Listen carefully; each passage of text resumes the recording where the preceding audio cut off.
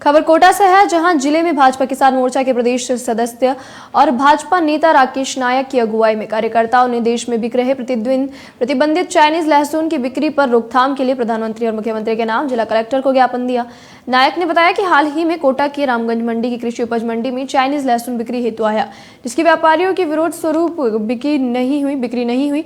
इस प्रकार भारत में 2014 में प्रतिबंधित चाइनीज लहसुन का मंडी में बिक्री के लिए आना प्रशासनिक लापरवाही को दर्शाता है। चीन में उपजने वाले इस चाइनीज लहसुन में केमिकल सिंथेटिक पदार्थ भारी मात्रा में होने के साथ इसकी खेती में खतरनाक कीटनाशकों का प्रयोग होने से यह सेहत के लिए जहर के समान होते हैं और भारतीय मानकों पर खरा नहीं उतरा था। साथ ही इसके सस्ते होने के कारण भारत का देशी लहसुन उचित दाम पर नहीं बिकने के कारण अन्नदाता किसान को उपज का उचित दाम नहीं मिल पाता है।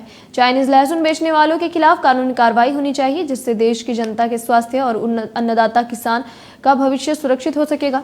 इस अवसर पर रवि शर्मा, चिराग भार्गव आदि उपस्थित रहे।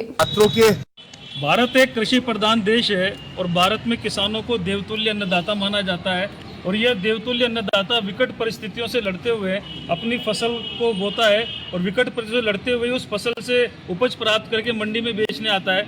लेकिन ये देखा गया है कि कोटा की रामगंज मंडी की जो कृषि उपज मंडी है उसमें चाइनीज लहसुन ने अपनी दस्तक दे दी है। अभी हाल ही में वहाँ पर 10 कट्टे चाइनीज लहसुन के देखने को मिले। ये चाइनीज लहसुन हमारा जो देशी लहसुन है उससे काफ़ी सस्ता तो होता ही है, लेकिन साथ ही साथ इसमें केमिकल और सिंथेटिक पदार्थ की बहुत अधिक मात्रा होती है जो स्वास्थ्य के लिए घातक है। इससे cancer, brain stroke, heart attack जैसी गंभीर बीमारियाँ होती है। और इसीलिए 2014 में जब मोतीलाल यादव जी समाज सेवक थे, उन्होंने इसके खिलाफ जनहित याचिका दायर की और उस समय माननीय न्यायालय ने भारत एक कृषि प्रधान देश है और भारत में किसानों को देवतुल्य अन्नदाता माना जाता है और यह देवतुल्य अन्नदाता विकट परिस्थितियों से लड़ते हुए अपनी फसल को बोता है और विकट परिस्थितियों से लड़ते हुए उस फसल से उपज प्राप्त करके मंडी में बेचने आता है। लेकिन ये देखा गया है कि कोटा की रामगंज मंडी की जो कृषि उपज मंडी है उसमें चाइनीज लहसुन ने अपनी दस्तक दे दी है। अभी हाल ही में वहाँ पर 10 कट्टे चाइनीज लहसुन के देखने को मिले।